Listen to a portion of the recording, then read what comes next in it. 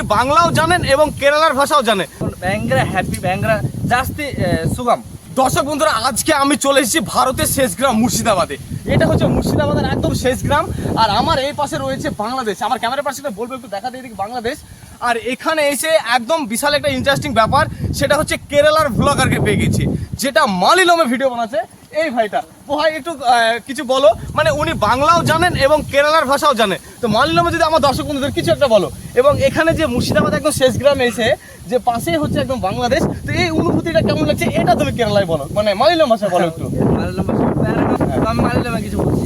Guys ഇവിടെ വന്നിട്ട് നമുക്ക് ഭയങ്കര ഹാപ്പി ഭയങ്കര ജാസ്തി സുഖം സുഖം പറഞ്ഞാൽ ഭയങ്കര നല്ലതാണ്. നമുക്ക് ഹാപ്പി കിട്ടി ഇവിടെ വന്നിട്ട്, ഈ ബോർഡർ വന്നിട്ട് ഒരുപാട് വ്യൂ അടിപൊളി വ്യൂ. നമ്മളുടെ സുഹൃത്ത് ആൾക്കാരുടെ കൂടെ സംസാരിച്ച് പിന്നെ നമ്മളുടെ ഈ പ്രകൃതി നമ്മളുടെ ഈ ബോർഡർ ഏരിയാന്റെ പ്രകൃതി കണ്ടിട്ട് ഭയങ്കര സന്തോഷമായി।